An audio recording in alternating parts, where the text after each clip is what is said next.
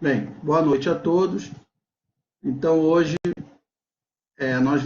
falaremos um pouco, né, nós veremos a estrela decisória, que é uma ferramenta de gestão muito interessante e que eu vejo que ela é pouco falada, né?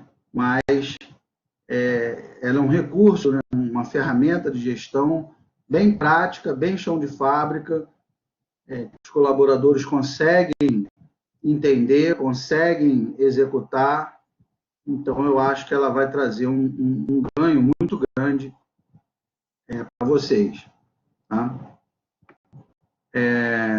Então, nosso objetivo é aplicar, né, ao final dessa aula, o meu objetivo é que vocês sejam capazes de aplicar a metodologia da estrela decisória para estruturação e solução de problemas organizacionais.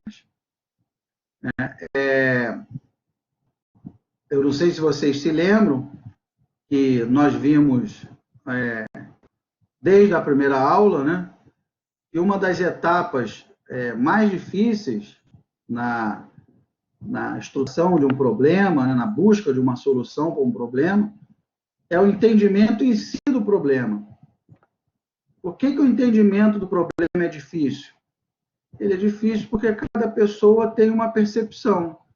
Então, o que para uma pessoa, de repente, é um problema, para outra pessoa não necessariamente é o mesmo problema. Né?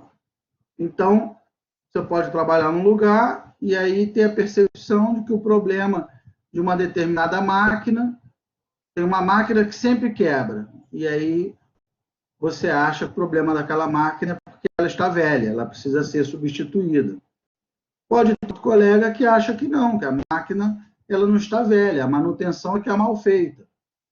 Né? Pode ter outro que já não concorda, né? Acha que é o funcionário que mexe na máquina que não está devidamente capacitado.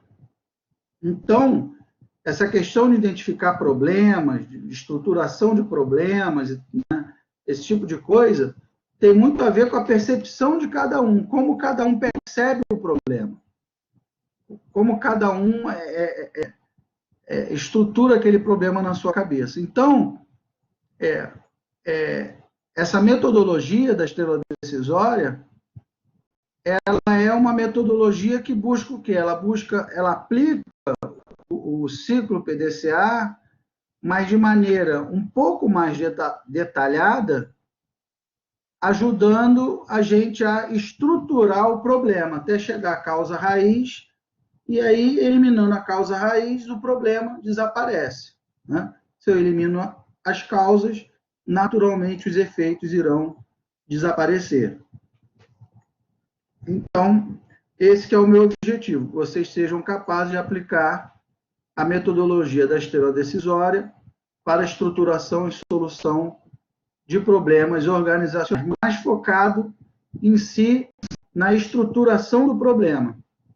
Se você estruturar corretamente o problema, certamente a solução proposta a solução que você irá propor irá surtir o efeito desejado. Bem, e aí o que eu falei, né? Ó, além da metodologia básica, além da metodologia básica, que é o ciclo PDCA, há várias boas e mais detalhadas metodologias disponíveis para a solução de problemas. Temos lá o DMAIC, o MASP, né, o método de análise e solução de problemas. Na verdade, no frigir dos ovos, todas essas metodologias, elas nascem a partir do ciclo PDCA. E a estrela decisória também vem do ciclo PDCA. Né? Aí, cada um vai analisar o problema, a natureza do seu problema, e vai adequar a metodologia de maneira que consiga aplicá-la da melhor maneira possível ao seu problema. Então, dentre essas tantas metodologias, a estrela decisória tem sido uma das mais experimentadas, com registros de ótimos resultados. Esta ferramenta é baseada em uma filosofia de trabalho em grupo desenvolvida no Japão e que foi considerado uma das bases do soerguimento econômico daquele país após o término da Segunda Guerra Mundial.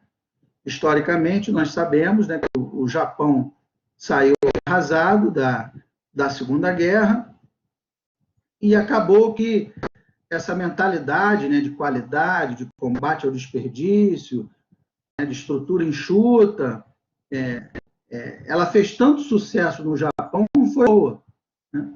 Porque o Japão ele é um país pequeno, né, pequenininho, com pouca matéria-prima, poucos recursos naturais. Então, assim, eles não podem ter desperdício de matéria-prima, desperdício de espaço, simplesmente porque eles não têm espaço. Então, todo espaço que existe precisa ser bem utilizado. Toda matéria-prima que existe precisa ser bem usada, né? Então, por isso que, particularmente, o ciclo PDCA, né, fez tanto sucesso no Japão e depois se alastrou pelo mundo todo. O próprio Deming, né, ele fez sucesso lá no Japão, embora ele não seja japonês, né? Ele foi fazer sucesso lá no Japão, com a ideia do ciclo PDCA. Na verdade, ele também não é o criador do ciclo PDCA, né? Quem criou o ciclo PDCA foi o Shewhart, mas quem popularizou, o Deming foi aluno do Shewhart, e discípulo do Shewhart, né? E acabou levando a ideia do ciclo PDCA, saiu dos Estados Unidos, foi para o Japão, e acabou levando a ideia do ciclo PDCA para o Japão, pós-guerra, e lá esse conceito se popularizou, né? E depois voltou para os Estados Unidos. Então, a aplicação da estrela decisória, em face da sua simplicidade, permite que pessoas simples do chão de fábrica realizem uma competente estruturação de ações para solução de problemas. Isso aí é uma outra questão relevante, porque vocês verão, nós aprenderemos aqui no curso a fazer o gráfico de controle, lá que o Shewhart propôs na década de 1920. Vamos calcular a capabilidade de processo, CP, CPK, e mais algumas ferramentas estatísticas. Só que essas ferramentas, elas têm um problema. Elas não são acessíveis para o cara lá do chão de fábrica, né? Como é que eu vou explicar lá para o operário o que é uma curva normal, o que é uma capabilidade de processo, o que é um desvio padrão, 6 desvios padrão? Quer dizer, isso não é, né? Isso não é possível. Até mas é complicado eu tentar explicar isso, implementar isso no nível do chão de fábrica. Então, essa ferramenta, a estrela decisória, ela permite que pessoas simples possam utilizá-la. E esse é justamente o mérito da ferramenta, que ela é fácil de utilizar. E por isso que ela se popularizou, pela sua simplicidade de manuseio, né, e de implementação.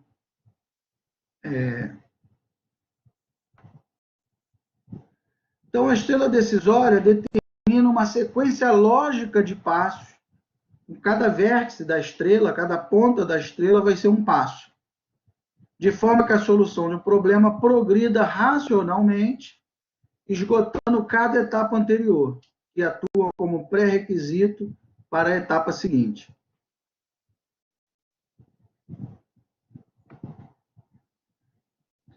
É como uma escada de 8 degraus, que permite a subida até o último degrau, alcançando o objetivo de solucionar o problema com a melhor combinação de eficácia e de eficiência. A figura a seguir apresenta a estrela decisória. Em cada passo existe a possibilidade de utilização de várias outras ferramentas que podem ajudar a executar o passo específico. E aí uma observação: não podemos perder de vista que a estrela decisória pode também ser vista como uma maneira detalhada de implementar o ciclo PDCA a uma situação específica. Então, foi o que eu falei no início da aula, né? A estrela, não é que a estrela PDCA é parecida com o ciclo PDCA, não é isso. A estrela decisória é o ciclo PDCA, só que de uma maneira um pouco mais detalhada para ajudar ao gestor, o engenheiro da qualidade, para ajudar a estruturar o problema. Porque quando eu falo assim, vamos lá na instituição, vamos rodar o ciclo PDCA. Roda o ciclo PDCA, melhoria contínua. Pô, fica muito abstrato, né? O que é rodar o ciclo PDCA, né? Rodar o ciclo PDCA. Fica uma coisa assim meio abstrata. Se a pessoa já não estudou o assunto, não conhece e tal, fica meio perdida, né? Então, a estrela decisória, ela tem um passo a passo um pouco mais detalhado que ajuda a estruturar o problema de maneira a implementar o ciclo PDCA. Então, a estrela decisória não é o caso dela ser parecida, ela é o próprio ciclo PDCA, só que disposto de uma maneira mais didática, mais detalhada, mais fácil de estruturar o problema. Então, essa é a nossa estrela decisória. Deixa eu ver se eu consigo dar um zoom aqui. Então, são basicamente 8 passos. O primeiro passo, especificar o problema. Claro, né? O primeiro passo é entender o problema. Se eu não entendi o problema, naturalmente que as ações que eu implementar, a proposta que eu fizer, não vai surtir efeito como solução do problema, porque eu ataquei a causa errada. Se eu não entender o problema, eu vou atacar a causa errada. E se eu atacar a causa errada, eu não vou resolver o problema, ou vou resolver em parte. O passo 2 é selecionar os fatores de análise e coleta de dados. Eu entendi o problema. Tem uma máquina que sempre quebra. Ok. E vou ter que o passo 2, que é coletar dados. Então, quando que a máquina quebra? Quem é o cara que opera a máquina? Qual a periodicidade da manutenção dela? Qual é a fonte de peças sobressalentes? Né? Eu vou ter que coletar uma série de dados com relação à operação dessa máquina. Depois o passo 3, organizar e analisar os dados. Então, eu vou ter que organizar esses dados de uma tal maneira, eu vou usar algum método, né? Então, aqui, eu já posso, por exemplo, utilizar a matriz básica, que eu já ensinei para vocês, a matriz básica, a matriz Gucci, né? Eu tenho que analisar esses dados, organizar e analisar esses dados de acordo com algum modelo. Eu vou estabelecer as causas do problema.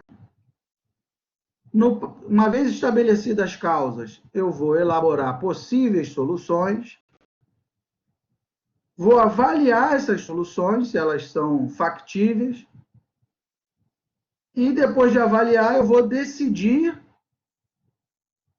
qual é a solução que será implementada. E o 8º passo é efetivamente implementar essa solução ou não.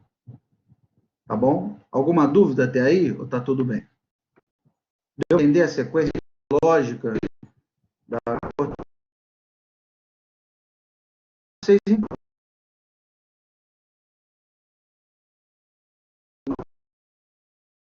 compreendido, tá? Até porque lá na frente vocês vão precisar dessa ferramenta, tá? Mais adiante ela fará parte da nossa avaliação. Então é importante para vocês para a vida. Essa ferramenta ela é prática, ela é muito poderosa para ser aplicada nas organizações. Bem,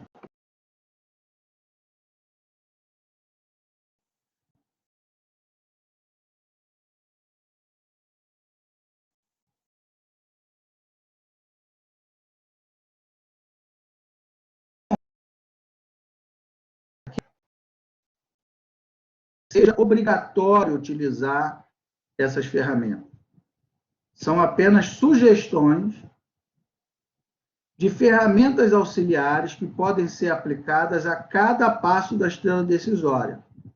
Delas podem ser utilizadas todas, algumas ou nenhuma, dependendo da situação. Então, cada situação é uma situação, né? Então, aqui, por exemplo, o brainstorm, né? É uma das principais ferramentas, ó, nós já comentamos sobre ele, né? Uma das ferramentas da qualidade. Então, o brainstorm, ele pode ser utilizado em todos os passos da estrela decisória. E isso é mais ou menos óbvio, né? É natural que, à medida que eu vou pesquisando a causa de um problema, analisando os dados, implementando, avaliando possíveis soluções, é claro que o tempo todo eu esteja... É claro que é natural, né, que eu esteja interagindo com as equipes, interagindo com a gerência, interagindo com os operários, interagindo com a direção. Então, o brainstorm é a rainha das ferramentas, né? Porque o conhecimento, seja ele explícito ou tácito, o conhecimento está na cabeça das pessoas. Então, eu tenho que o tempo todo estar ouvindo e falando, né, trocando ideias para estruturar o nosso problema. E aí tem o checklist, que é uma outra ferramenta, né, que aí pode ser utilizada no passo... Eu vou dar um exemplo prático, vocês vão entender melhor essa aplicação. Então, o checklist pode ser utilizado nos passos 1, 2, 3, 5 e 8 da estrela decisória. As check sheet, diagramas de afinidade, diagramas de causa e efeito, que é o diagrama de Chikawa. Repara, o diagrama de Chikawa também, ó, ele pode ser utilizado, nós já vimos, em praticamente todos os passos da estrela decisória. Só no 7 que não. Mas nos outros 8 passos, eu posso utilizar o diagrama de Chikawa. Por isso que eu tive a preocupação de ensinar logo para vocês. Tanto o brainstorm quanto o diagrama de Chikawa são ferramentas da qualidade super utilizadas. Diagramas de dispersão, nós vamos ver também no segundo bloco da disciplina, né, para V2. Fluxograma, matriz Gucci, aqui, que nós já falamos, ó, pode utilizar a matriz Gucci no 3, como eu falei, quando eu mostrei a estrela, né? Posso utilizar a matriz Gucci no passo 3, no passo 4, no 7 e no 8. Tem o histograma, gráfico de Pareto, planejamento de experimentos e reengenharia. É claro que a reengenharia já é mais para o final da estrela decisória, porque aí já envolve decisão da alta administração, né? Já é um processo um pouco mais complexo. Tá? Então, essa tabelinha ela é bem interessante, ela mostra as ferramentas que nós podemos utilizar em cada passo da estrela decisória. Pois bem. E aí, então, vamos começar, eu vou explicar passo a passo, e depois eu vou dar um exemplo, ilustrativo. Então, o primeiro passo é definir objetivos a serem alcançados. Ou seja, qual é o problema que eu preciso resolver. Então, a especificação, a descrição do problema é fundamental. Claro, eu tenho que ter compreendido bem o problema, eu tenho que entender o problema para poder identificar a causa certa, atacar aquela causa e aí eliminar a causa, porque eliminando a causa, o problema desaparece. Então, eu falo aqui, ó, quando não se consegue colocar no papel com clareza a natureza do problema, é porque ainda não existe um problema suficientemente identificado. Quando eu não consigo descrever um problema, é porque, na verdade, eu ainda não identifiquei o problema, ainda estou meio perdido. Essa é que é a verdade. E quando a gente consegue precisar com clareza a natureza do problema, boa parte de sua solução já terá sido delineada, dizendo que após a exata especificação do problema, pelo menos 50% da ação estará definida. Claro, se eu sei a origem do problema, eu sei como atacá-lo e, naturalmente, que ele vai ser resolvido, ele vai desaparecer.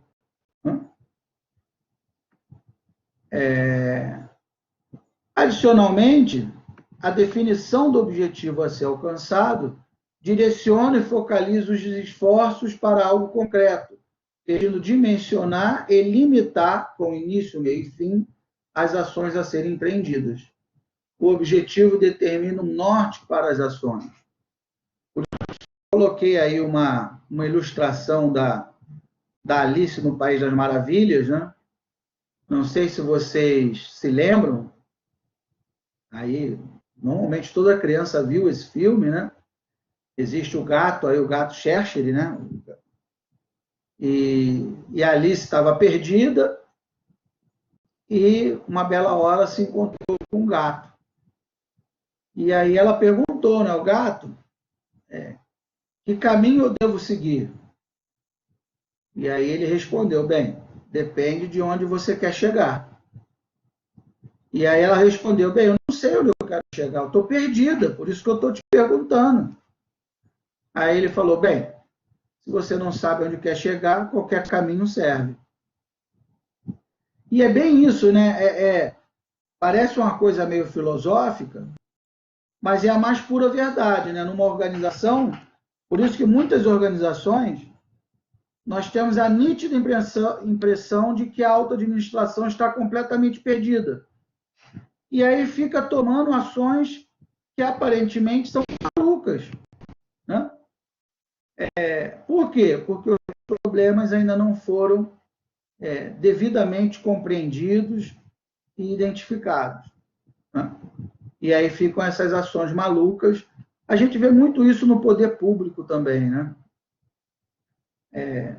Nós vemos políticas públicas completamente desencontradas, um fala uma coisa, outro fala outra coisa, e ninguém se entende. Mas isso tudo acontece por quê? Isso tudo acontece porque esse primeiro passo, que é a especificação do problema, não foi bem elaborado. O problema ainda não foi totalmente compreendido. E aí começa que cada um fala uma coisa, cada um tem uma ideia diferente, e o problema que está lá para ser resolvido acaba não sendo resolvido, ou tem uma solução muito aquém do desejado. Então, a especificação do problema, então, eu continuo aqui detalhando, né? A especificação do problema é clara e completa para todas as partes envolvidas com a proposta de solução, ou seja, todos os envolvidos têm que ter a ideia clara de onde o problema vem. Não adianta só o engenheiro da qualidade ter essa clareza, não adianta só o diretor ter essa clareza, todos os envolvidos no problema têm que ter essa clareza para poder todo mundo, num esforço conjunto, resolver o problema. O objetivo fixado, além de coerente com o problema, é aceitável e possível de ser alcançados com os prazos e recursos disponíveis? Então, isso é uma outra questão importante, né? Será que os recursos financeiros que a organização dispõe são suficientes para fazer frente, né? Para implementar aquela possível solução? Né? Porque é aquela história, se me der $1 milhão, eu resolvo o problema. Ora, se der $1 milhão, qualquer um resolve o problema. A questão não tem $1 milhão para a empresa, né? Uma determinada empresa fictícia, não dispõe de $1 milhão. Então, tenho que pensar numa solução que seja crível, que seja razoável dentro da realidade da empresa. E aí, olha só um exemplo, né? Na minha opinião, o projeto Apollo, da NASA, né, que levou o homem à Lua, na minha opinião, na minha percepção, foi o projeto mais complexo da humanidade até hoje. O projeto mais complexo da história da humanidade. Levar o homem à Lua, né, eu considero que foi um desafio e tanto. Numa época que nem existia computador direito, né? A IBM estava lançando os primeiros computadores. E aí observa que o presidente Kennedy, ele deu um norte, ele deu um farol para a NASA, né? Porque até então a NASA estava perdida. O papel da NASA era competir com o russo. Não existia um objetivo fixo para a NASA. O objetivo dele era competir lá com a União Soviética. Então, o Kennedy, no início da década de 60, fixou um objetivo. Qual era o problema da NASA? O que a NASA tinha que resolver? Ele foi lá e falou, né? Eu acredito que esta nação deva comprometer-se em alcançar a meta, antes do final desta década, de pousar um homem na Lua e trazê-lo de volta à Terra em segurança. Observem que ele colocou um único objetivo para a NASA, e esse objetivo foi perfeito, né? Porque ele disse que se ele falasse, eu tenho que levar o homem à Lua, quer dizer, podia levar e o homem ficar lá, né? Morrer lá. Não, ele falou que tem que levar e trazer de volta.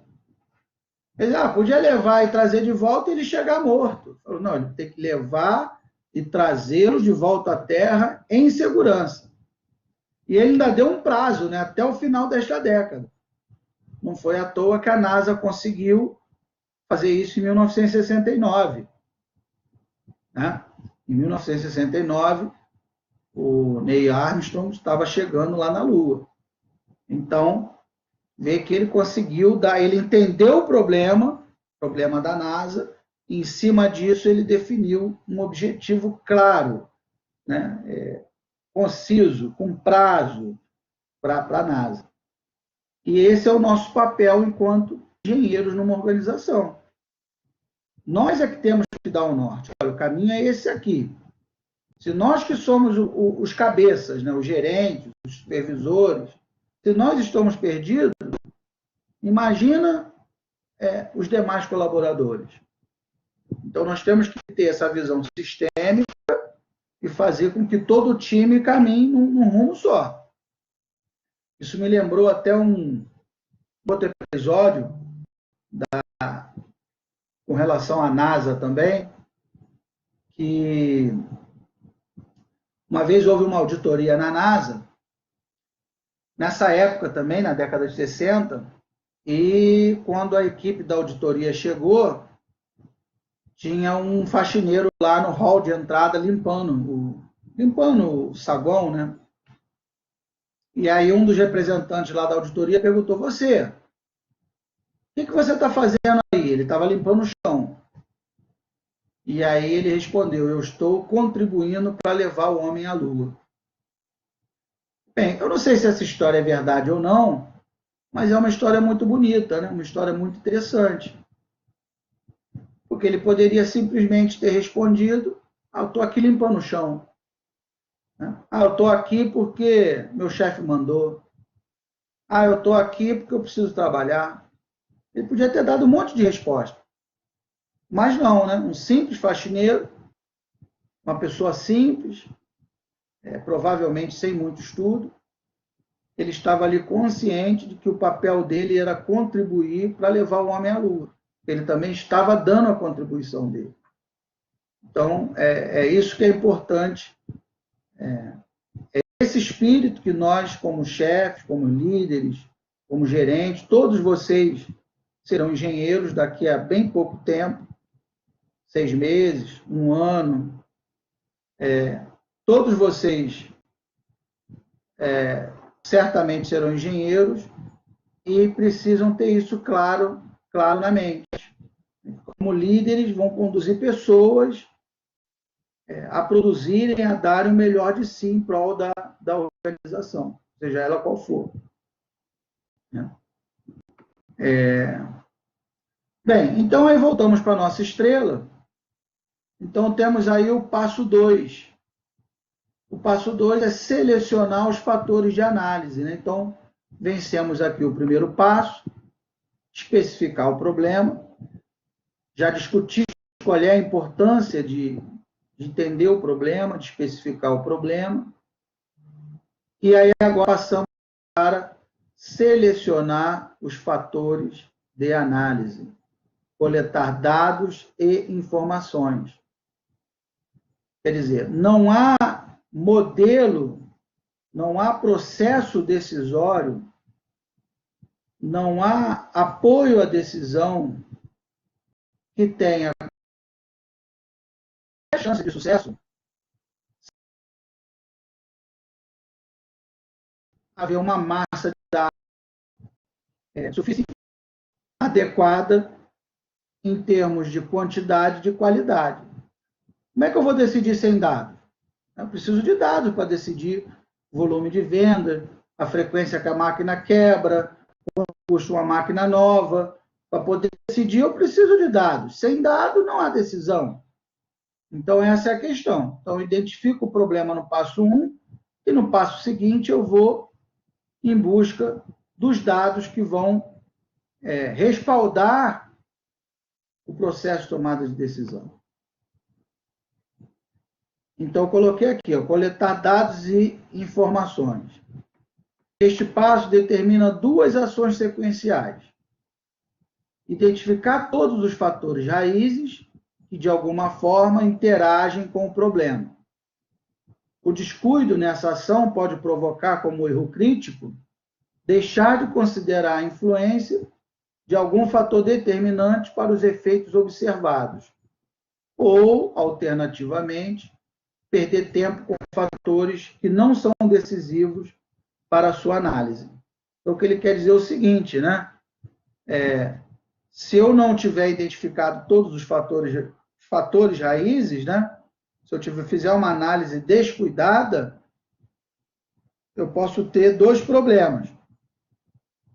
Ou deixar de observar um fator raiz que era importante, e aí o problema vai continuar a existir, ou observar um fator raiz que, na verdade, não é tão raiz assim, não nos causa tanto problema assim. Eu vou estar gastando muita energia com uma causa que não é uma causa tão relevante, vamos dizer assim.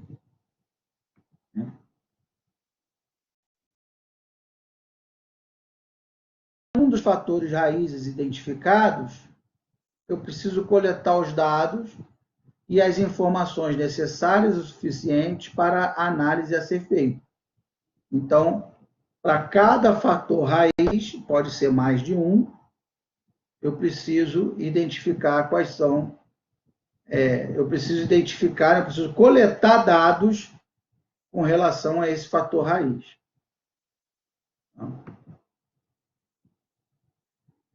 E aí eu fiz aqui uma observação, muita gente confunde nessa história de dado, informação, sistema de informação, base de dados, muita gente confunde esses conceitos, então eu coloquei aqui uma pirâmide, né?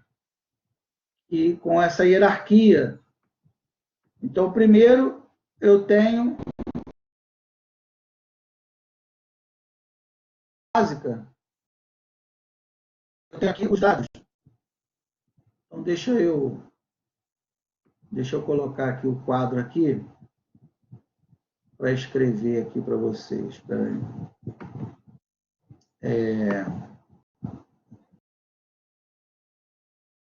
Então, o que diz ali naquela pirâmide é o seguinte. Vou botar aqui. O que diz naquela pirâmide ali,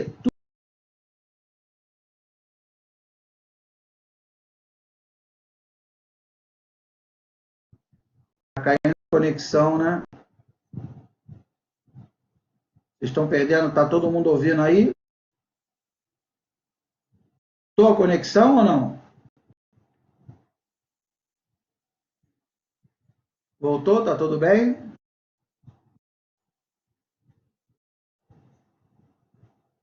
Gravando, é?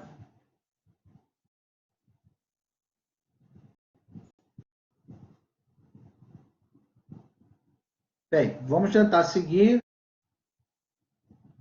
e se voltar a travar, a gente pensa numa solução. Bem, então, a situação que nós temos é o seguinte.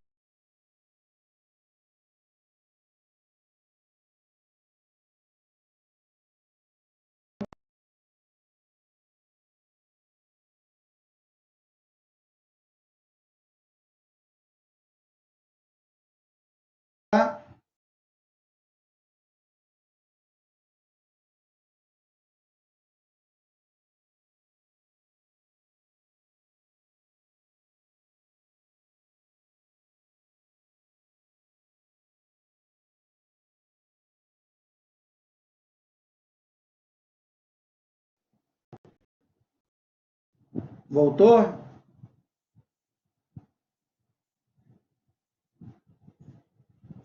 Voltou ou não?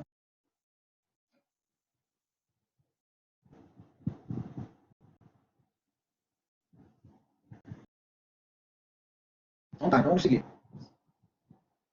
Então, o que são dados? Dados, eles são registros.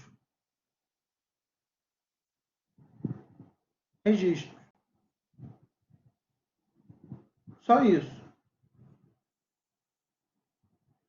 Então, eu posso ter lá, vamos dar um exemplo. Tenho lá nome. Nome. Vamos lá, Marcos. Idade. 42 anos. Profissão. Engenheiro.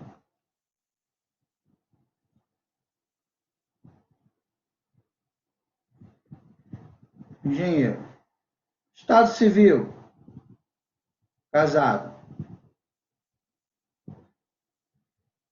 Então, isso aqui, eu consigo decidir alguma coisa com dado isolado? Ah, o nome dele é Marcos.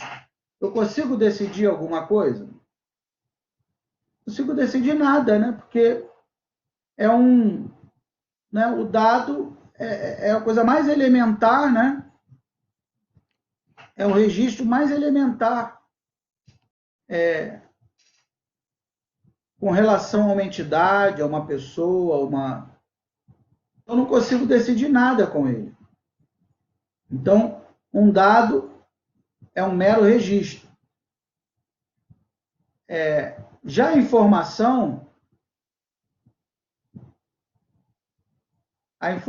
ela já é mais interessante. Por que ela é mais interessante? Porque aí eu vou ter um conjunto de 2 ou mais dados. Então, aqui, ó, é um conjunto de dados. De 2 ou mais dados.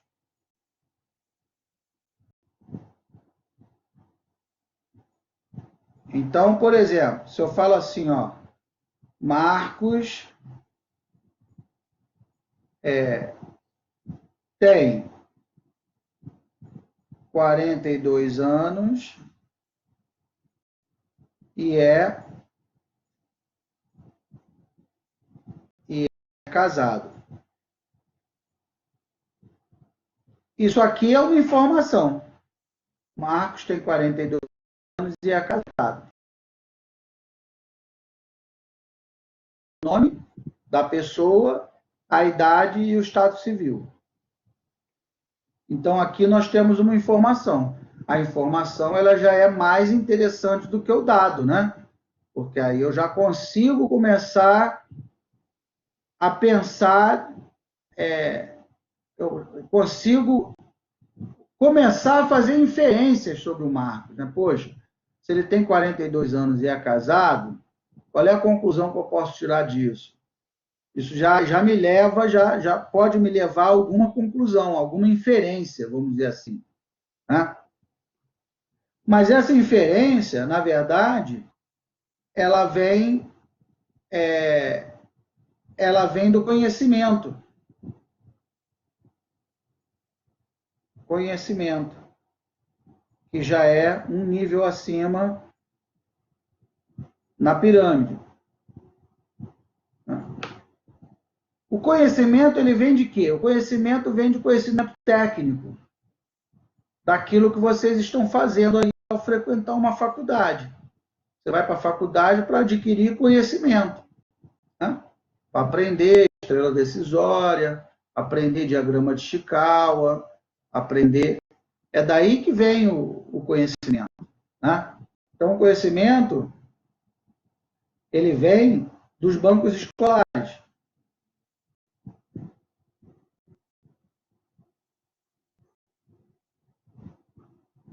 Vem dos bancos escolares. Tá? Conhecimento técnico, vamos dizer assim. E por último, lá naquela pirâmide, nós temos, deixa eu dar uma diminuída aqui, por último nós temos a sabedoria.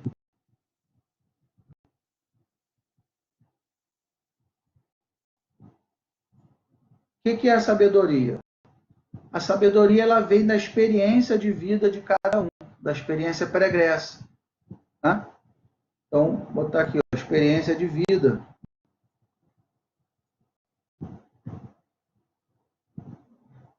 Experiência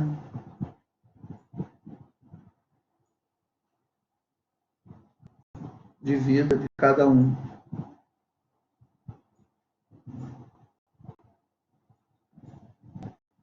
De cada um.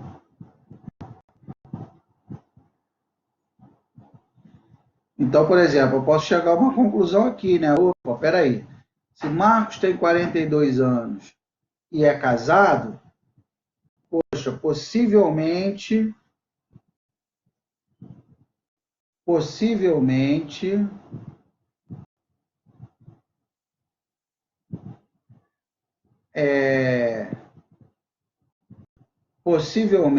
ele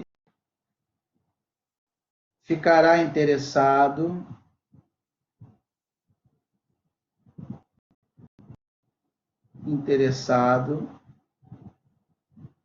em um carro grande. Ele tem família, né? E tal, de repente vem filho, então em um carro grande.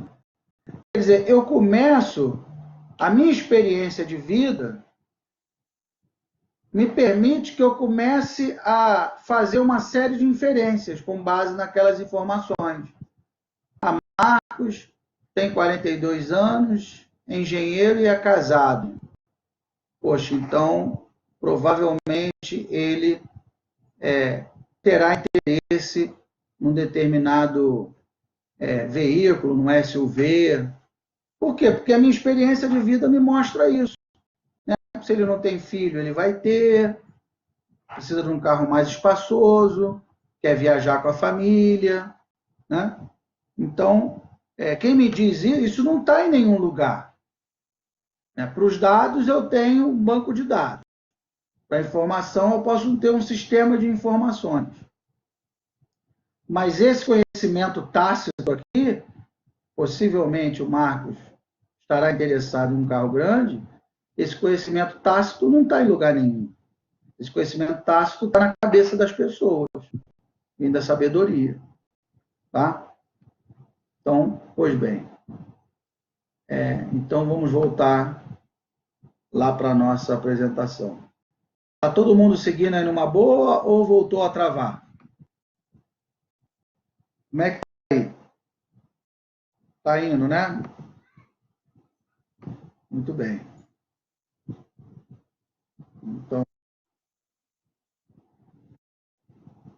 Então vamos lá.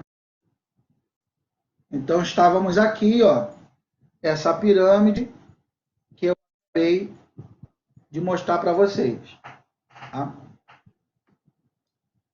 Bem, aí, ó, e aí para ajudar o estudo de vocês, eu coloquei na apresentação, eu vou disponibilizar essa apresentação, e eu coloquei lá, que são dados, ó, dados são quaisquer registros que podem não fazer sentido sistêmico para a compreensão do fato observado. Então, se eu falo para vocês, o meu nome é Marcos, vocês não são capazes de deduzir nada só com essa informação. Só com esse dado, né? Vamos dizer assim. Então, é o que ele diz aqui, não pode não fazer sentido sistêmico. Quer dizer, só dizer o meu nome não te ajuda em nada a tirar alguma conclusão sobre a minha vida. Agora, informação não. Informações são dados que já sofreram algum tipo de tratamento, cujo conteúdo já é capaz de subsidiar uma decisão. Então, foi o que eu falei. Se eu falo, Marcos tem 42 anos, é engenheiro e casado, você já é capaz de tirar algumas conclusões disso. Tá? Não que necessariamente essas conclusões sejam verdadeiras, mas você já é capaz de fazer algumas inferências. E aí eu gosto muito dessa frase do Deming, que é um dos gurus da qualidade. Nós ainda vamos falar sobre os trabalhos dele. E ele que popularizou o ciclo PDCA no Japão, como eu falei no início da aula. O ciclo PDCA ele foi criado pelo Shewhart na década de 20, 1920, né? Não é 20 agora, quer dizer, já tem 100 anos. O Shewhart criou o ciclo PDCA na década de 1920, mas quem popularizou o ciclo PDCA no Japão, o Deming. E aí ele dizia que sem dados, você é apenas mais uma pessoa com uma opinião. Ou seja, qualquer um pode opinar sem dados, né? Você não precisa ser engenheiro para dar uma opinião.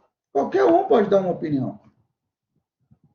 O que nos diferencia como engenheiros, né, que somos, é a nossa capacidade de analisar os dados. É a nossa capacidade de análise de dados.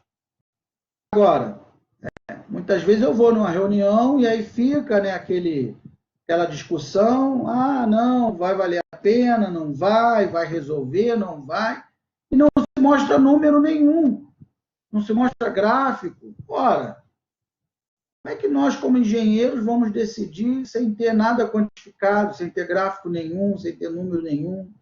Né? Nós fazemos análise de dados, o engenheiro faz análise de dados. Sem dados, nós não somos nada. Precisamos de dados para decidir, né? Para analisar. E é justamente essa frase que o Deming fala. Sem dados, nós somos apenas uma pessoa qualquer, né? Com uma opinião. Bem. E aí, continuando com esse papo de dados, eu preciso tomar muito cuidado com essa coleta de dados. Porque não basta só ter dados. Eu preciso ter dados na quantidade necessária. Eu preciso ter uma massa de dados suficientemente boa. E, ao mesmo tempo, não adianta só a massa ser grande. A qualidade dos dados precisa ser boa também. Os dados precisam ser fidedignos. Ou seja, precisam ser dados verdadeiros. Porque se os dados forem ruins, não adianta nada. Não há modelo de logística, regressão logística, pesquisa operacional, previsão de demanda. Não há modelo que sobreviva a dados ruins. Se o seu dado é ruim, você vai chegar a uma conclusão ruim. Então, eu sempre gosto de fazer essa brincadeira, né? Engenharia é uma expressão que nós chamamos de GIGO. GIGO, que é garbage in, garbage out. Ou seja, se lixo entra, lixo sai. Ou sai lixo arrumadinho, né? Por isso que eu botei o lixo arrumadinho aqui. Então, se entrou lixo no teu modelo, não vai sair uma barra de ouro. Se entrou lixo, vai sair lixo. Se lixo entra, lixo sai.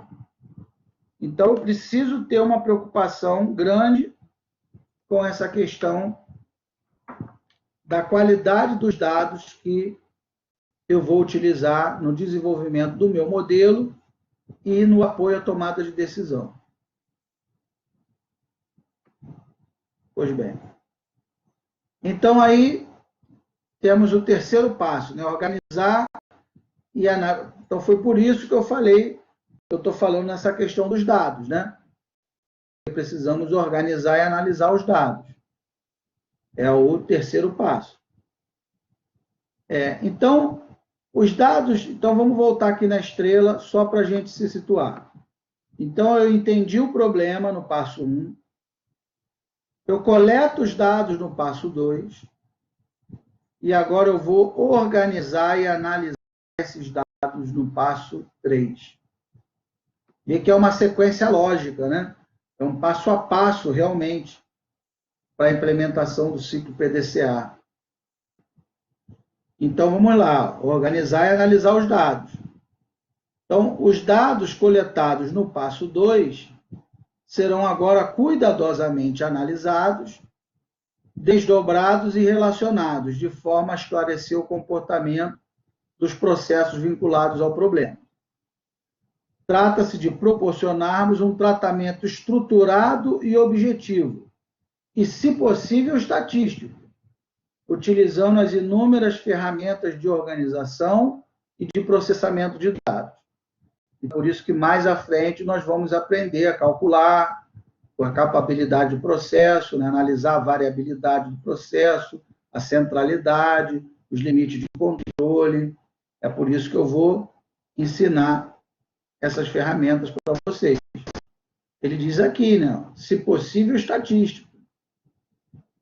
Então, o uso de ferramentas gráficas e, se possível, de modelagem matemática, será muito enriquecedor para as análises. Então, é o que ele fala, né? Não basta só eu coletar dados, fazer entrevistas, né? Eu tenho que utilizar modelos gráficos, estatísticos, para tratar esses dados.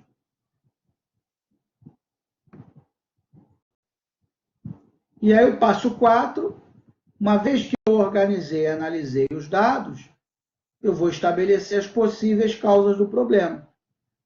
Essa organização de dados, esses modelos matemáticos, é que vão me mostrar, vão me apontar quais são as causas.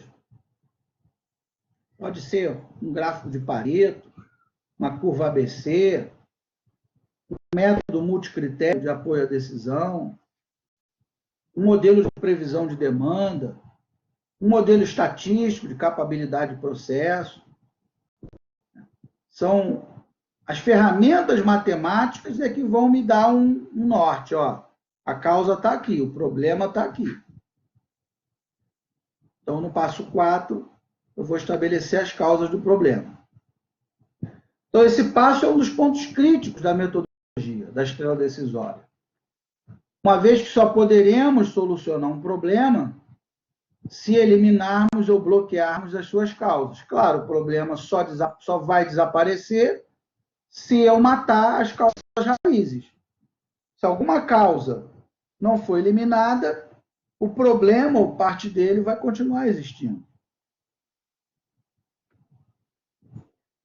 Então, o que eu coloco aqui, né? O que nós vemos, né, no alto, na superfície, o que nós vemos são os sintomas. A máquina está quebrando.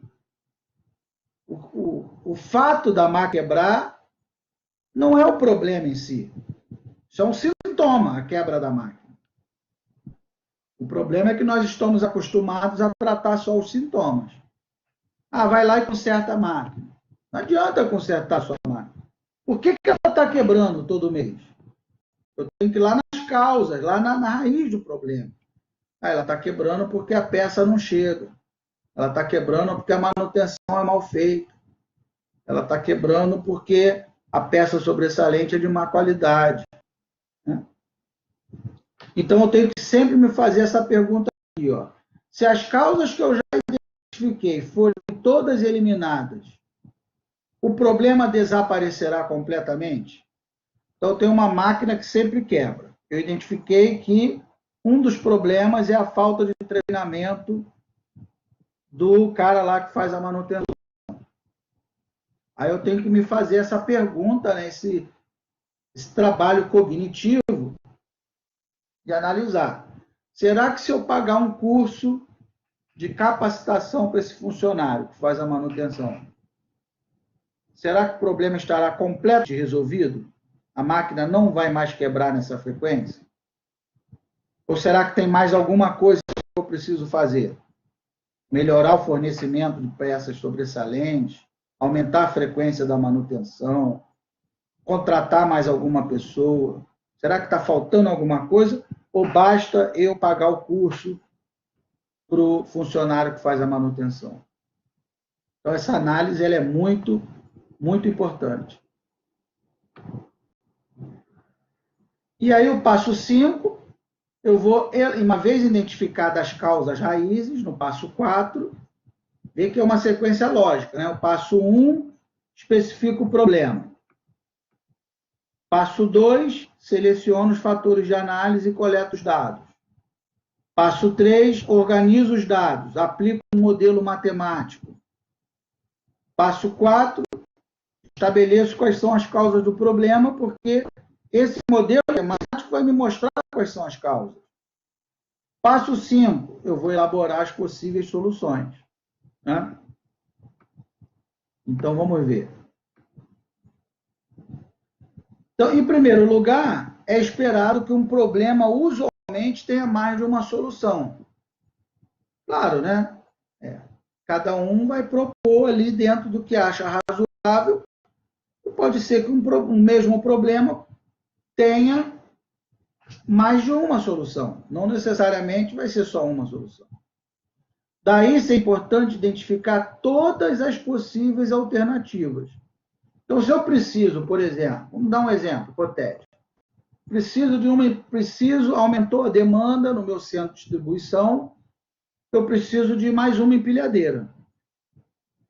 Eu posso comprar uma empilhadeira, eu posso alugar uma empilhadeira, eu posso pedir emprestado para outra empresa. São todas possíveis alternativas. Pedir emprestado, alugar, sublocar, enfim, né? Comprar, e aí eu vou ter que... Todas elas são soluções. Preciso de uma empilhadeira nova. Ok. Preciso de mais uma empilhadeira, vamos dizer assim. Então, eu posso alugar, posso comprar, posso pedir emprestado, enfim. Né? E aí eu vou ter que avaliar cada uma dessas alternativas.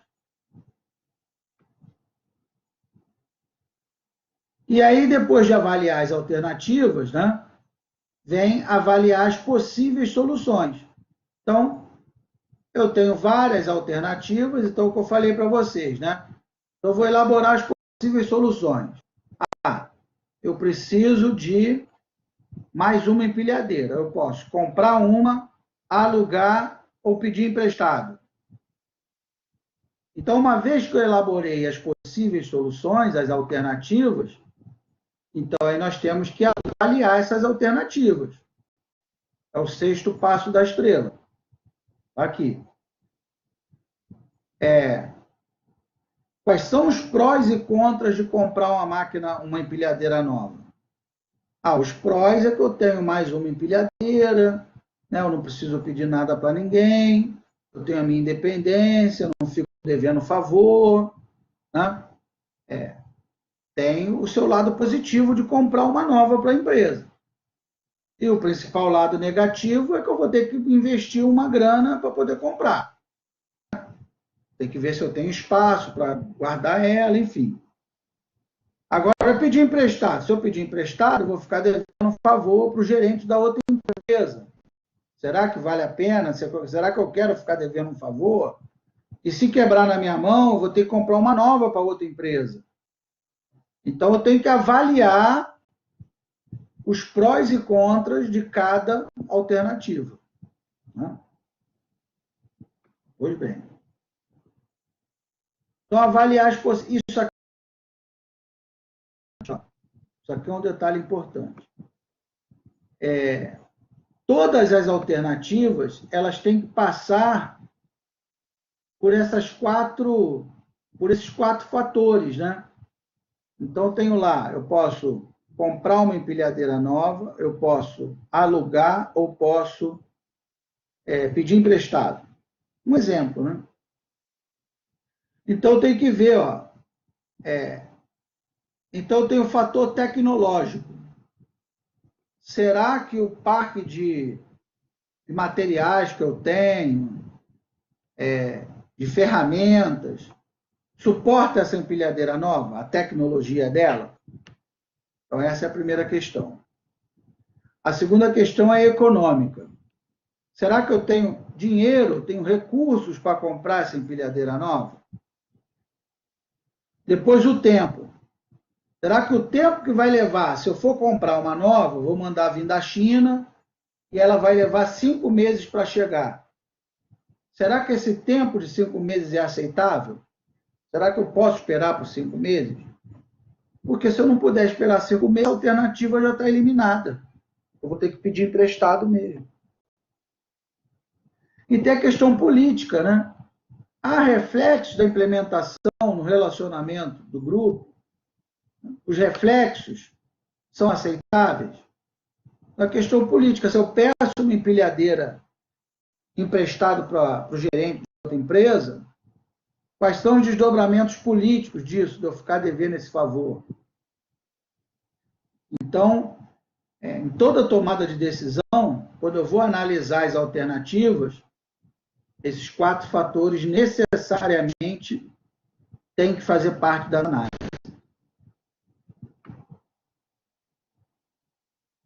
E aí o penúltimo passo é decidir efetivamente. Então, voltando para a nossa estrela, né?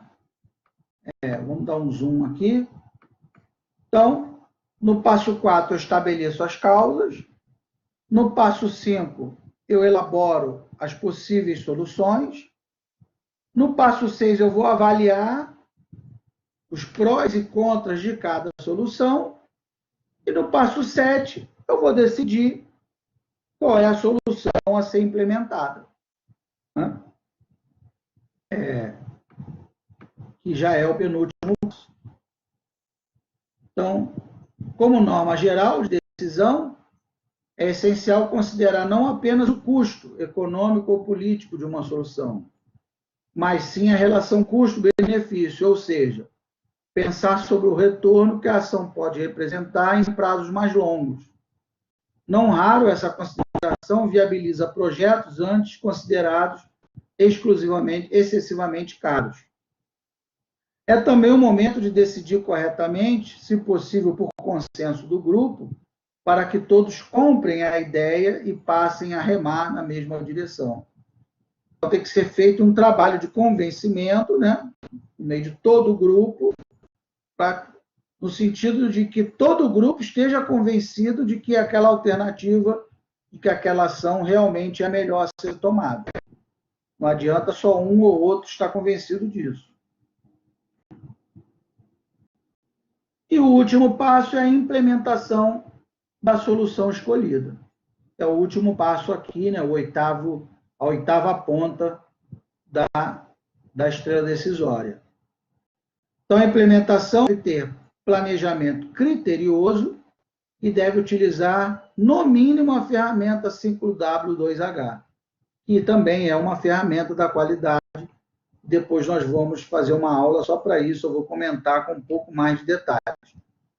Então, o que eu falei para vocês, né, observem como é que essa disciplina é interessante, né? Como é que esse nosso assunto ele é rico, porque, na verdade, ele incorpora uma série de ferramentas de gestão que conversam entre si. Então, diagrama de Chikawa, 5W2H, matriz Guth, matriz básico, gráfico de Pareto, brainstorming, a estrela decisória. Olha como é que o assunto é rico, né? Essas ferramentas todas que nós aprendemos servem para quê? Servem para estruturar um problema, serve para o processo de estruturação do problema e apoiar a tomada de decisão. É para isso que a gente estuda todas essas técnicas. Então, para evitar surpresas, deve haver uma criteriosa preparação com o treinamento adequado de todos os envolvidos e a caracterização do momento em que a solução implementada vai começar para valer. Eu coloquei uma observação aqui, né? Para quem está estudando o problema, a solução pode parecer simples, óbvia e até trivial, mas isso não é necessariamente verdadeiro para aqueles que não participaram da análise. É claro, né, à medida que você vai entendendo o problema, vai estudando e vai buscando as causas raízes, naturalmente, quando você descobre a causa raiz, ela lhe parece óbvia. Mas isso não é verdade para todo mundo. Ela parece óbvia porque você já entendeu o problema. Descobri. Aquela máquina quebra toda hora porque sei lá, o operador não recebeu o treinamento para fazer a manutenção. Ora, você descobriu isso depois de uma longa análise, de uma longa pesquisa, separou por turnos, identificou qual é a máquina que quebra, e aí você chegou na causa raiz. O cara que faz a manutenção não recebeu treinamento. Isso é óbvio para você que estudou o problema. Para outra pessoa pode não ser. Poderia ter sido qualquer outra causa. Né? Poderia ser material, matéria-prima de má qualidade que chegou, poderia ser o operador que está operando errado a máquina, quebrou a máquina, poderia ser qualquer outra causa, mas você descobriu exatamente a causa raiz. Por quê? Porque estruturou o problema corretamente.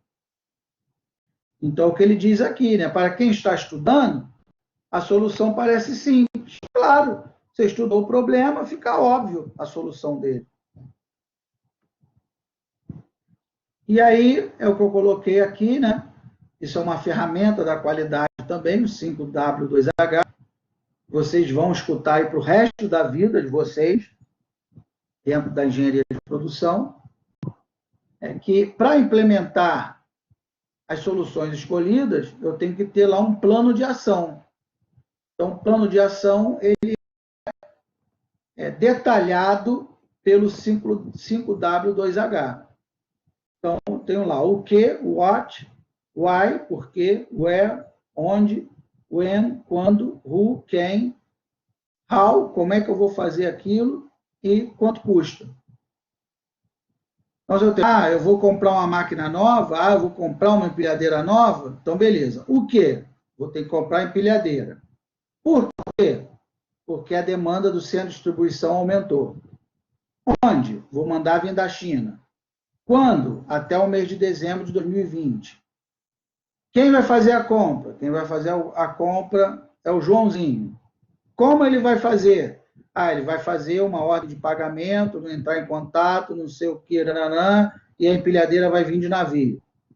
Quanto vai custar? Bem, essa brincadeira toda vai custar 30 mil reais. Então, para sair do papel, eu tenho que ter um plano de ação que me detalhe como é que isso vai ser feito. E, normalmente, nós utilizamos o 5W2H. Então, dei aqui um exemplo, né? Esse aqui é um exemplo meramente ilustrativo. Então, eu tenho lá, o que? Aumentar a temperatura do forno. Solução, né? Quem vai fazer? O José. Onde? O forno 2W 5C. Por quê? Porque eu tenho a diminuição da duração do processo. Até quando? Até o dia 1º de maio. Como é que isso vai acontecer? É só aumentar a potência do motor. Quando vai custar? Aumento de 0,5% do custo operacional. Isso tem que estar claro. Não faz sentido um engenheiro ir para uma reunião e despachar com o seu chefe sem ter minimamente essas informações. Tá? Bem, aí eu peguei um problema hipotético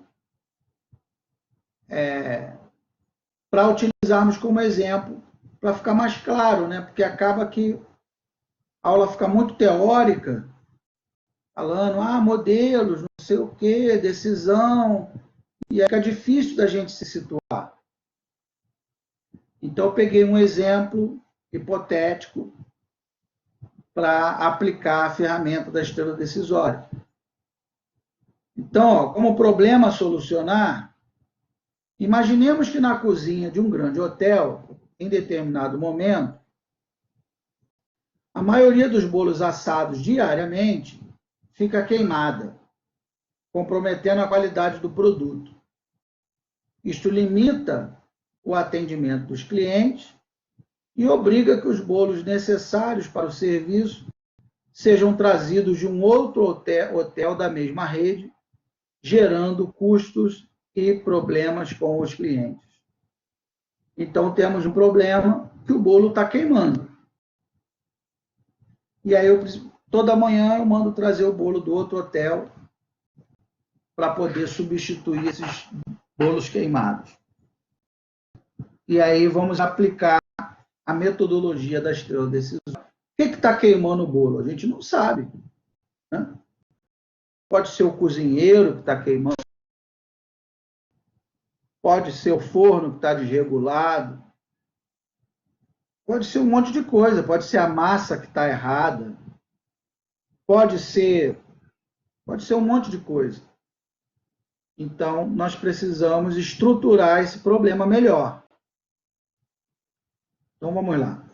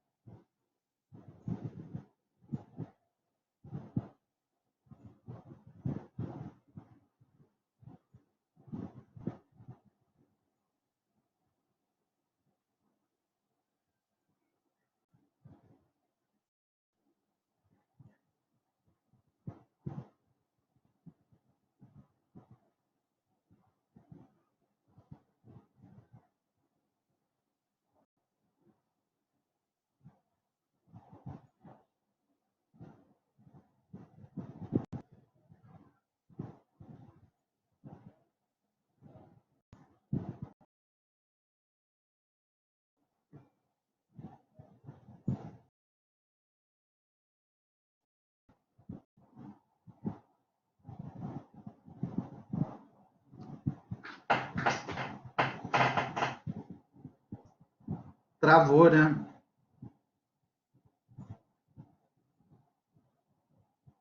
Estão me ouvindo? Voltou? Todo mundo voltou?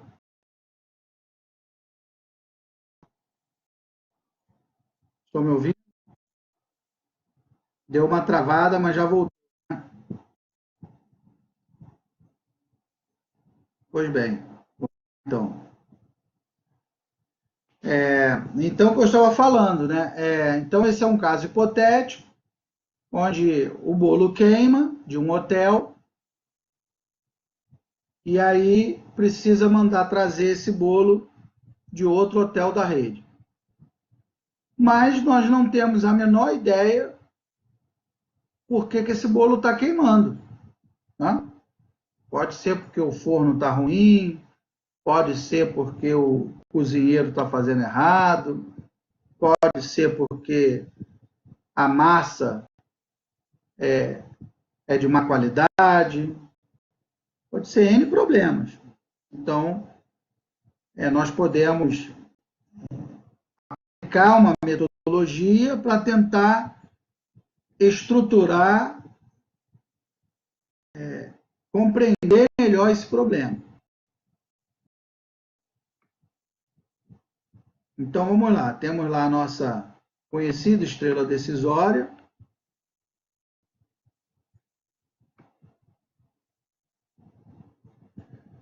E aí, primeiro, especificar o problema. Então, vamos seguir os 8 passos da estrela.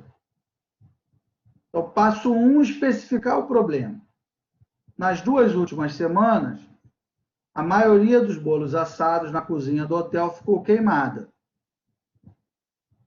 Então, precisamos definir os objetivos a serem atingidos.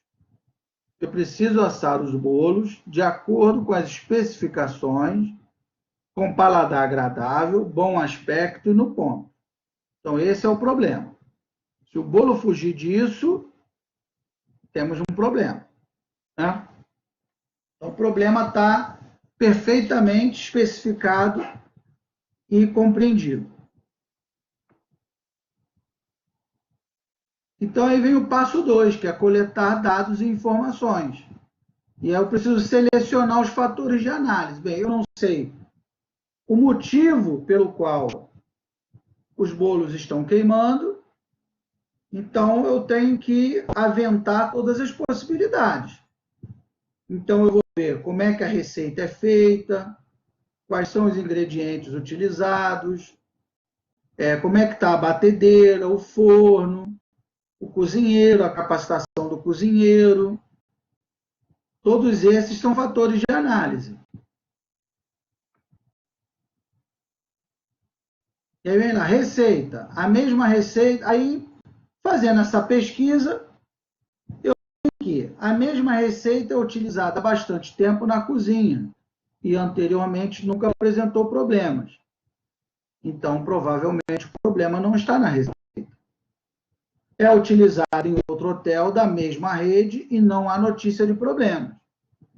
Então, aí eu já elimino a possibilidade do problema estar na receita. Ingrediente. Os fornecedores são os mesmos, bem como as marcas dos produtos. A análise visual e organoléptica dos produtos não denota normalidades. Então, os produtos continuam os mesmos. Não tem motivo, né? Não há nenhuma anormalidade que justifique o bolo estar queimando. Batedeira. Executa a preparação da massa sem indícios de anormalidade e funciona perfeitamente para os demais produtos. Então, se ela funciona para os demais produtos, por que ela não iria funcionar só para o bolo? Né? Então, provavelmente não é a batedeira. Cozinheiro. Trabalha na cozinha há mais de 2 anos sem problemas e declarou que está satisfeito com o trabalho. Ok. Forno. Apesar de antigo, está bem conservado. Então, quer dizer, já acende uma luz vermelha na minha cabeça, né? Porque o forno é um forno antigo. Recentemente, passou por uma adaptação dos queimadores, face à mudança de gás engarrafado para gás canalizado. Opa, isso aí merece uma atenção especial. A empresa que fez a adaptação é competente e é um fornecedor de confiança. No forno são também assados outros produtos, todos de pequeno tamanho, sem problemas. E as bocas do fogão estão funcionando perfeitamente. Então, eu selecionei aí os meus fatores de análise. Então, uma vez que eu selecionei, vamos analisar. Analisando os dados coletados, inicialmente de forma isolada, e depois fazendo os possíveis cruzamentos de informações, as maiores suspeitas de queima dos bolos recaíram sobre o forno do fogão. Né? Isto contraria o ponto de vista do cozinheiro, uma vez que os produtos pequenos são assados sem queimar. Então, a questão é, o cozinheiro não acha que o problema está com o forno, porque outros produtos assam sem queimar. Só o bolo que está queimando. Então, esse é o que eu falei da questão de percepção, né? Cada um tem uma percepção do problema. Você perguntar para o cozinheiro, qual é o problema que você acha que o bolo está queimando? Ele vai dar um monte de resposta, ele vai falar que a massa pode ser ruim, mas ele não acha que é o fogão. Por quê? Porque os outros produtos do mesmo tamanho do bolo não queimam.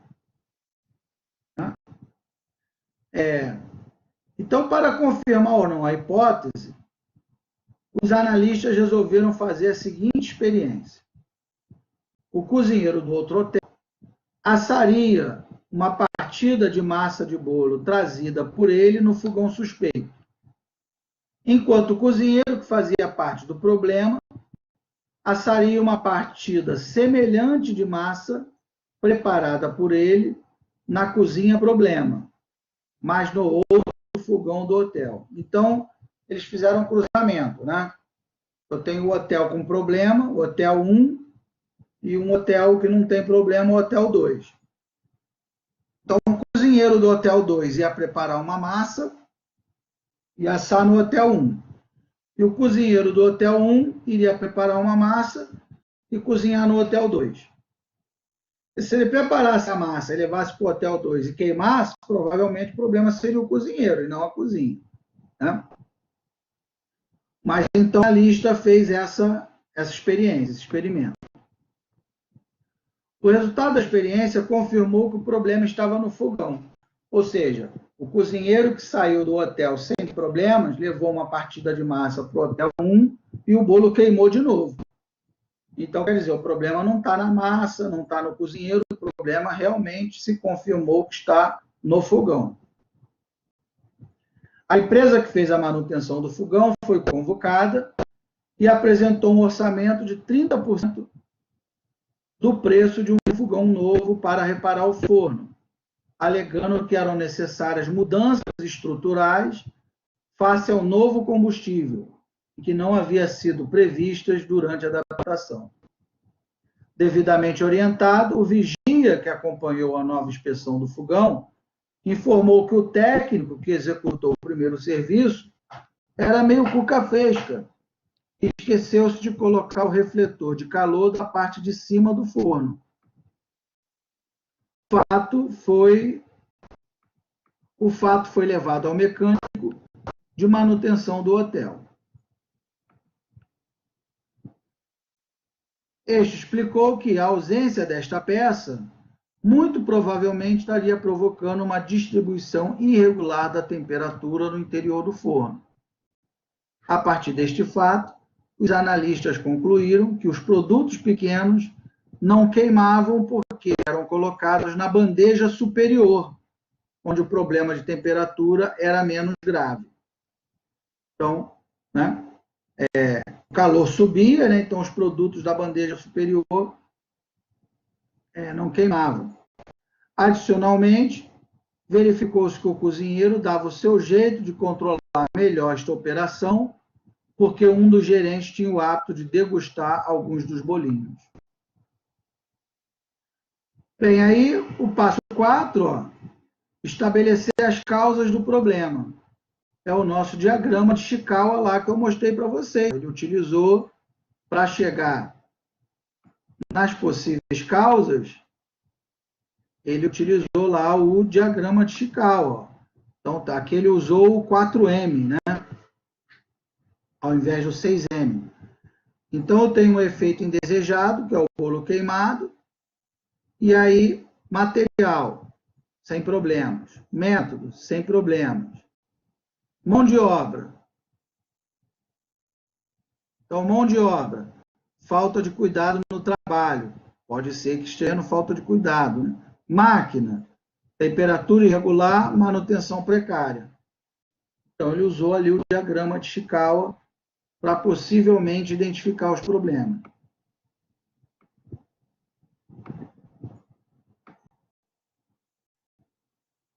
Opa, passou.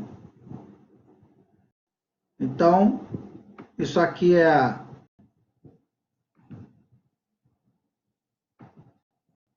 a continuação aqui do diagrama de Chikawa, né? Então, mão de obra. O cozinheiro não tinha o mesmo cuidado ao assar bolos grandes. Então, o cuidado que ele tinha, como o bolinho era pequeno, né? Não queimava, porque ele tinha maior cuidado para o bolinho não queimar. Mas o bolo grande estava queimando. Máquina. A temperatura irregular do fogão no interior do forno. A empresa de manutenção não agira corretamente. Mesmo detectando uma falha no seu serviço, não a revelara para o cliente. Métodos e sistemas. Não havia problema com a receita, mas o controle do processo de assar bolos grandes não era regular. Ou seja, é o que eu já conversei com vocês também, né? Havia um problema na variabilidade do processo. O controle do processo de assar não era regular. Ou seja, para eu manter a qualidade de uma coisa, eu preciso preciso que não haja variabilidade, eu preciso que a variabilidade seja controlada. Ela tem que ser a menor possível. Eu citei até o exemplo do McDonald's, né? Por que nós ficamos tranquilos em ir no McDonald's em qualquer país? Porque a variabilidade do processo é muito pequena. A carne é do mesmo jeito, a temperatura da batata é do mesmo jeito, o pão é do mesmo jeito. Então, o McDonald's ele faz um esforço absurdo para manter a variabilidade sob controle. Bem, e aí vem o passo 5, que são as possíveis soluções. Então, eu vou elencar as possíveis soluções. Ó. Então, comportamento do cozinheiro. A causa, né? Uma possível causa. Aí eu vou pensar nas soluções. Eu posso substituir o cozinheiro, eu posso retreiná-lo, eu posso retreinar o gerente, com foco na supervisão dos serviços. Tá bom. Considerando que a causa seja o fogão, o que eu posso fazer? Eu posso comprar um fogão novo, eu posso fazer a manutenção do fogão atual, eu posso substituir a empresa de manutenção, eu posso manter a empresa revendo o contrato e posso instituir fiscalização formal das manutenções. Então, eu tenho aqui as possíveis causas e aqui eu vou elencar as possíveis soluções. E aí, tem que passar por aqueles fatores de análise que eu falei que são importantíssimos, aqueles 4 fatores, né? Tecnológico, econômico, de tempo e político. Então, a solução 1.1, que está lá, qual é 1.1? Substituir o cozinheiro. Ou seja, manda ele embora e contrata o outro. Tem algum problema? Então, tem lá, ó, tecnológico, está aqui. Sim. Econômico? Sim. Tempo? Não. Político? Não. Trata-se de um bom empregado associado ao risco de uma nova contratação. Aí eu tenho lá o fator 1.2. 1.2 qual é? Retreinar o cozinheiro. Vamos ver lá, retreinar. Então, eu tenho aqui, tecnológico, sim. Econômico, sim. Tempo, sim. Político, sim. Então, qual é o resumo da análise? Ele nunca foi treinado. Depois, 1.3. Então, 1.3, e assim vai. Eu vou fazendo essa análise para todas as soluções possíveis. Né? E aí eu chego no final às soluções a serem implementadas. Retreinar todos os cozinheiros da rede, retreinar o gerente, fazer a manutenção do fogão atual, quer dizer, não vou comprar um novo, manter a empresa de manutenção, revendo o contrato, quer dizer, eu não vou mudar de empresa, só vou rever o contrato, e instituir a fiscalização formal das manutenções. E aí vem o passo 8, que é o último passo, que é a implementação das soluções, que aí eu vou ter que fazer um plano de ação, que é o 5W2H. Então, para não alongar desnecessariamente o exemplo, apresentamos uma sugestão de 5W2H apenas para a primeira solução. Na verdade, eu tenho que fazer uma planilha de 5W2H e fazer o 5W2H para todas essas soluções aqui, para as 5, né? Retreinar os cozinheiros, o gerente, manutenção do fogão, empresa e instituir a fiscalização. Mas eu botei aqui só para uma solução. Retreinar todos os cozinheiros. O que fazer? Retreinar todos os cozinheiros. Quem vai fazer? Departamento de Recursos Humanos. Onde fazer? No SENAC. Por que fazer? Para solucionar os problemas existentes e evitar novos problemas, como a questão lá dos bolos que estavam queimados. Quando fazer? Fazer o programa em conjunto com as ofertas do SENAC. Como fazer? O Departamento de Recursos Humanos elabora o programa de treinamento. Quanto vai custar? R$ 350 por cozinheiro. totalizando R$ 1.440 a serem pagos pela verba de treinamento. Pronto. Né? Então, eu apliquei toda a metodologia da estrela decisória, e repito, é um passo a passo para facilitar a implementação do método PDCA. Então, a estrela decisória, ela esmiuça o ciclo PDCA, né, de maneira a facilitar a estruturação do problema, a identificação da causa raiz e a proposta de solução. Então era isso que eu tinha para falar sobre a metodologia da estrela decisória. Eu quis pegar o gancho, que na semana passada nós já vimos na nossa videoaula a matriz básica, e aí eu quis pegar um gancho para a gente falar na estrela decisória, que é uma ferramenta muito prática, muito simples de usar. Eu tenho certeza, mais preocupado do que prova, trabalho, eu estou preocupado que vocês levem essa ferramenta para a vida de vocês, e nas aulas seguintes nós veremos as demais ferramentas da qualidade, os gurus da qualidade, seguiremos o nosso calendário. Tá?